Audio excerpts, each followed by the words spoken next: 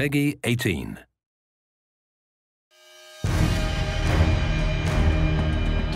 The thing that I'm most excited about in Homefront is this unique core fantasy. The idea that, we're exploring the civilian side and the human side. The main gameplay goal behind the single-player portion of our game was to put the player in the shoes of a resistance soldier fighting for his country. Everything that we did comes out of that. How your weapons work, how you relate to the world, the kind of missions that you go on, it all comes from that. In a lot of shooters, you have the best equipment and great number of allies and an army behind you. In this case, you're civilians turned freedom fighters, and you have to fight against this greater force that has better equipment than you do. And it's really a sort of get in, get out situation. It's an interesting place for us to be on this one because everybody's expectations is military shooter, military shooter. We want guys who are professional, but guys who are really professional in war, like robots.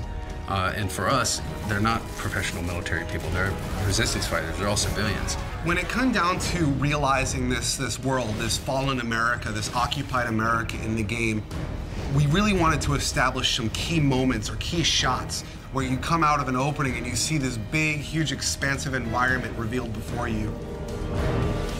You see this enormous vista of this plane that crashed when the EMP went off. It's kind of like this moment where you're like, this is really something different. It's really spectacular. We really want people to feel like this looks like a place that I grew up in, and then twist it, and now it looks abandoned, now it looks collapsed. The second thing, which I think has been a huge win for us overall, is going after real-world brands. We really want to get these brands in here because they're part of the fabric of American life. So one of the places that the Koreans use as a supply depot is a classic big box store. And they sort of move in and they use the big space to store all their military stuff. And it's one of our big set pieces where the military goes on a raid mission to steal a bunch of fuel.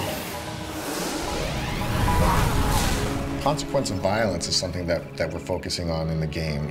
War is not a pretty thing, and there's not always lots of positive events that come out of it. It's actually very dark and tragic, and we want to show that element in Homefront, which you don't really get in a lot of shooters. Jake, just put them out of their misery. Who's shooting? Let those bastards cook! In average FPS, you'll blow through 30 to 100 guys every 15 to 20 minutes or so. And you sort of get this what we call massacre fatigue. When you stop even caring, you don't even realize that you're killing humans. But what we're trying to do is really attach emotion to that it actually, there are consequences to violence. Please form a single file line. Have your papers ready for inspection. How am I supposed to make the player feel or care about the fact that they're killing when that's the whole goal of the game? But that's really the fundamental crux of what we're trying to achieve. Your character in the game, his name is Robert Jacobs. He's a former pilot. He's recruited by the Resistance because they need a helicopter pilot. So Boone is a former police officer. He's the leader of the current Resistance cell and sort of the father figure of the whole unit. He's less about killing the Koreans and more about what can I do to free my people. Connor is really the key combat figure of the group. He's a little on the wild side. He's not conventional, but he's really a valuable man to have in a fight. And Rihanna is born and raised in upstate New York. She was kind of the hunter in the wilderness, and she just felt the call to join the Resistance and do whatever she could about it.